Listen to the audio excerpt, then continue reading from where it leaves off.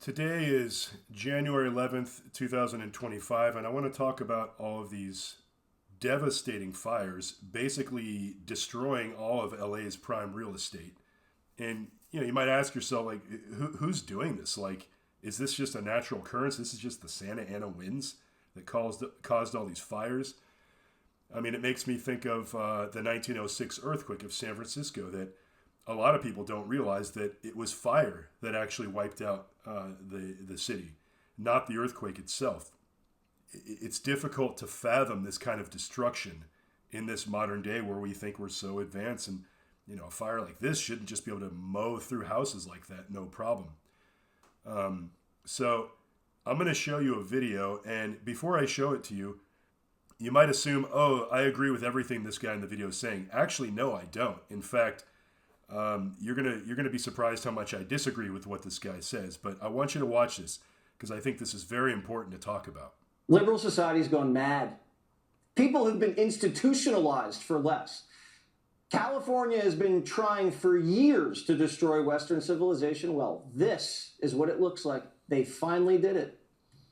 Primetime is calling for a federal takeover of California. When a state becomes this dangerous and the government becomes this reckless, where the lives of millions of American citizens are being destroyed, their homes obliterated, their infrastructure annihilated, we can't wait for a recall election. This is an issue of national security. This is a public health emergency. We know they had public health emergency powers. Remember the pandemic? Invoke them. The elected officials in California can't be trusted. They're criminally negligent. Look at what we're seeing. This is a war scene. And if anyone thinks that people who are responsible for this catastrophe are going to somehow rebuild, you're out of your mind. If they're left in charge to rebuild LA, they're going to steal the money. Nothing's going to get rebuilt. Everyone's going to get screwed. This is biblical level destruction. And the city of LA is hosting the Olympics in 4 years. There's no way we can showcase LA to the world. A full federal takeover is needed.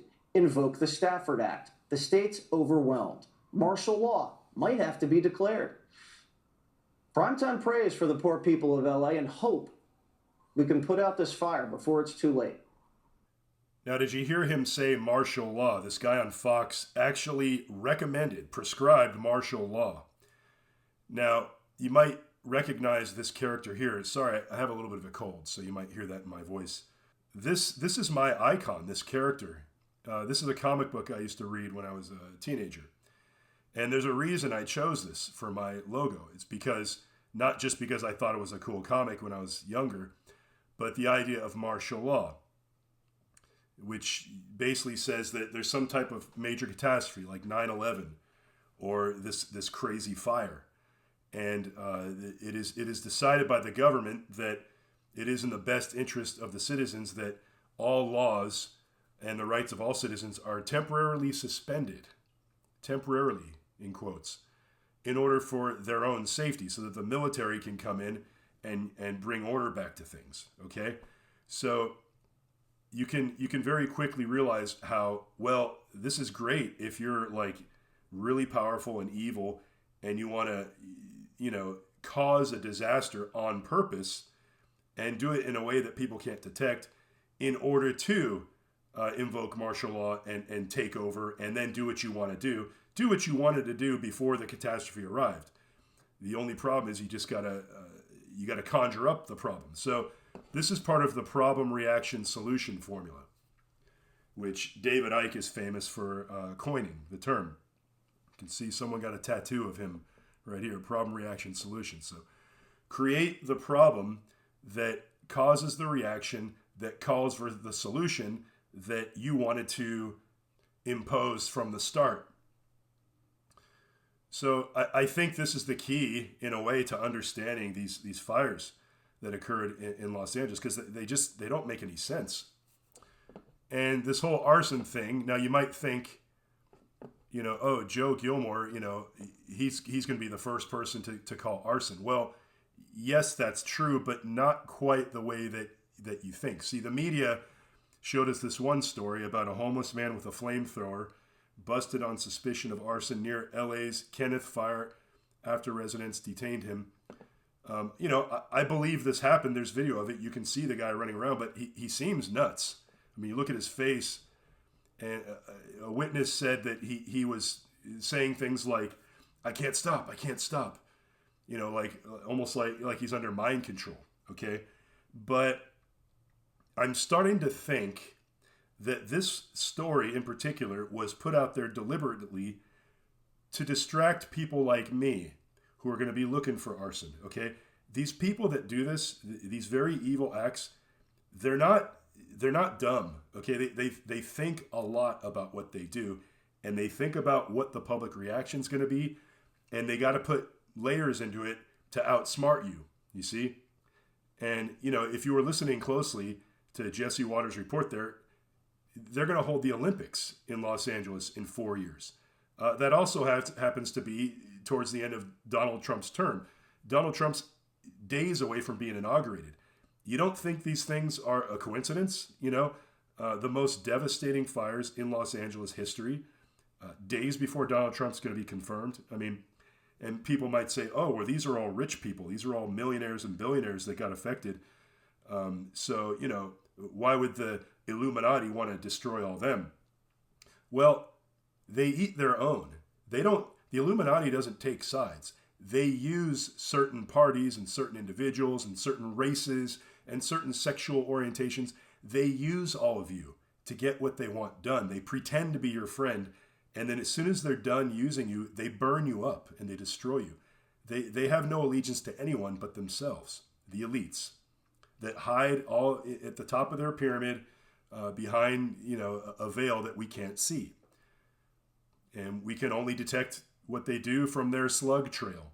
We have to reverse engineer it. And we do have to do it, because what you see here is the consequences of what, when we don't. Huge catastrophes require huge explanations, especially when there's a lot of very obvious, quote unquote, incompetence involved. I mean, you've got the story about the governor, Gavin Newsom, not allowing adequate water to enter the state of California. Why would he do that? A state that the breadbasket of the country, the most farming land, yet you drive out there and everything's brown, millions of billions of dollars into homelessness. Oh, we care about the homeless. There's more homeless today than there was 10 years ago. Hello? They're not solving the problems. They're just lying to you and spending the money and pissing on you and telling you it's raining. Okay? The mayor of Los Angeles was in Ghana. She went to Africa when she started getting warnings about these winds coming. She left the country. She was out of the country as her own, city burns. So, I mean, these people don't care about you. They're part of the problem. But I don't think that they're calling the shots. I think these are very big decisions made from very high up. We have to think big here. So I'm not an expert on weather modification, but we know that cloud seeding occurs. We all see the lines up in the sky, no matter where you live, and they've increased quite a bit. I can remember when I was a kid seeing them once in a while, but now you go outside and the whole sky is crisscrossed. We don't ask enough questions about this. We've got to know what they're doing. They can be putting anything up there. And you notice they're not real quick to talk about it. Do you see representatives from, the county or the city doing interviews, every week or even once a month or even once a year, sort of explaining what they're planning to do with the atmosphere and why they're going up there and what they're spraying up there? No, because they don't want you to know. What we do know is that cloud seeding occurs, and cloud seeding is where they fly up there and they put like silver, iodide, and other things, which we don't really know what that's doing to our lungs when we breathe into it, do we? And the chemicals mimic the particles that serve as surfaces for condensation that creates water droplets. So they create rain. Okay, so we know they can do that already. And even if you don't believe anything else about weather modification, if you create a bunch of water artificially in one spot, what do you think happens to other areas that might have gotten rain? They're not going to get it. So right away, you can see how this can be used as a weapon. You want to deprive water of one area, you concentrate it in another. You want to create a deluge in one part of the country, or even against an enemy of another country. You can create a deluge of rain and put someone at a military disadvantage or ruin their crops or, any number of things. So, you don't even have to really jump very far in your imagination to see how this can be used as a weaponizing tool.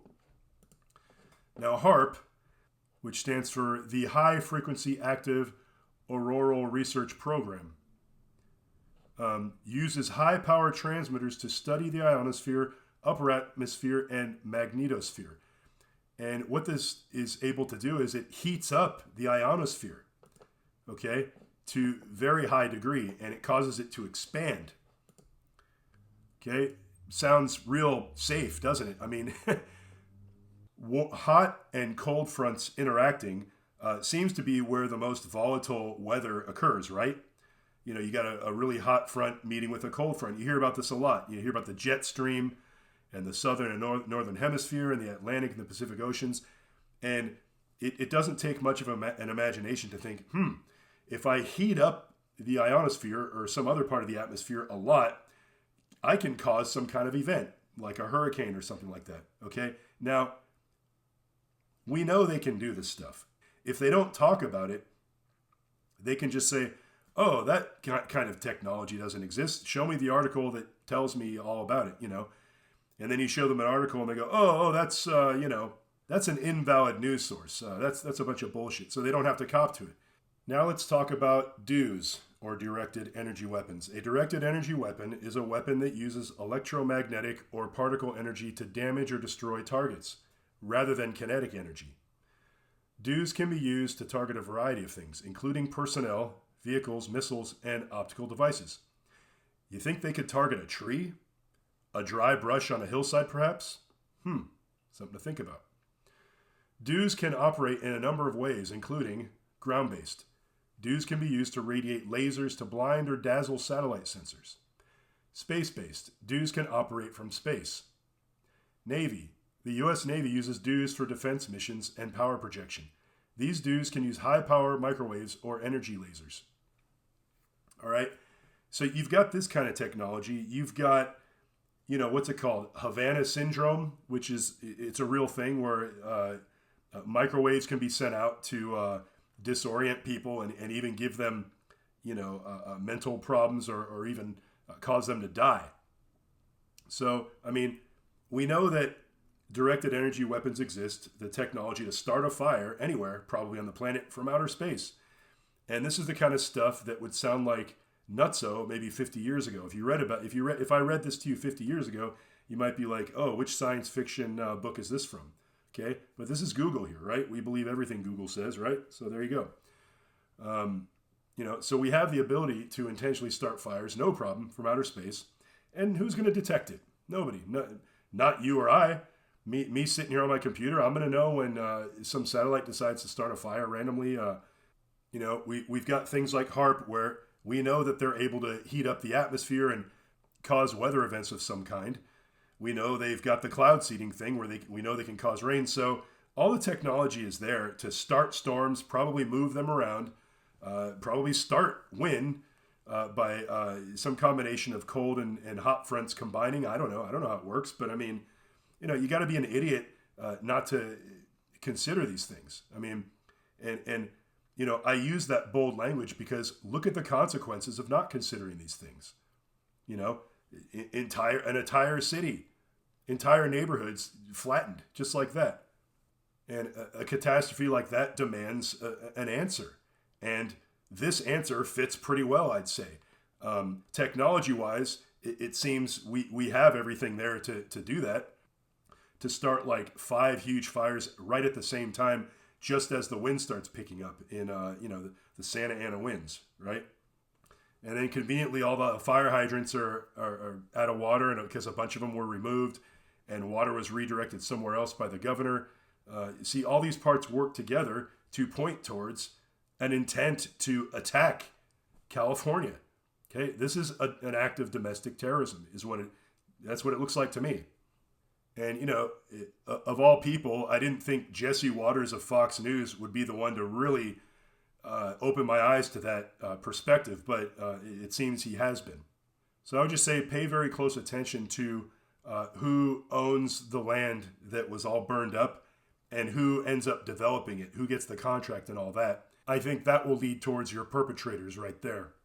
I'd love to blame it all on the illegal with the flamethrower, and I'm not saying the guy's innocent, but I think that's the matador holding the red sheet in front of the bull that you're supposed to run into that has nothing behind it, unfortunately.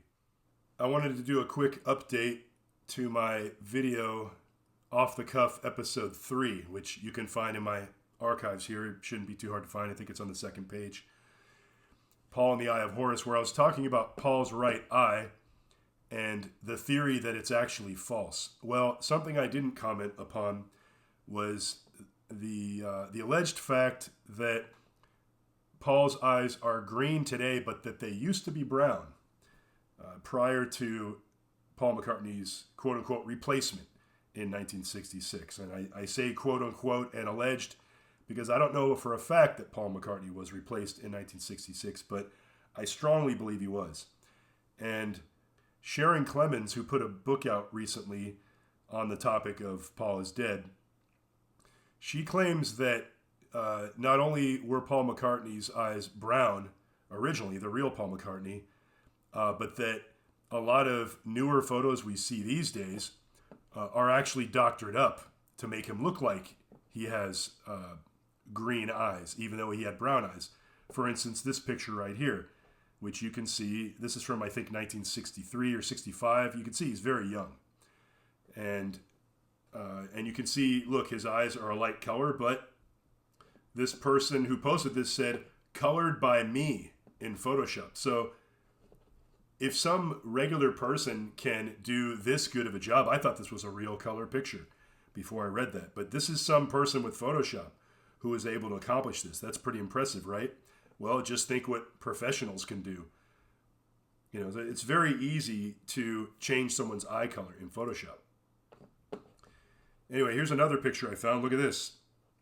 And what does Mr. AI Google say? Paul McCartney's eyes are hazel, but can appear brown or greenish in different photos. Hazel. Some say that Paul McCartney's eyes are hazel with brown tones. Hazel eyes can appear greenish, but not pure green. Greenish. In some photos, Paul's eyes appear to be greenish, such as in the Hey Jude video. That would have been after Paul was allegedly replaced by William Shepard. Brown. In other photos, Paul's eyes appear brown. Well, that would probably be before or during 1966. So what are they saying? They're basically saying, oh, his eyes are green and brown. So if you see his eyes brown in a picture, don't worry about that. And if you see him green in a picture, don't worry about that. So it's kind of like that whole plausible deniability thing.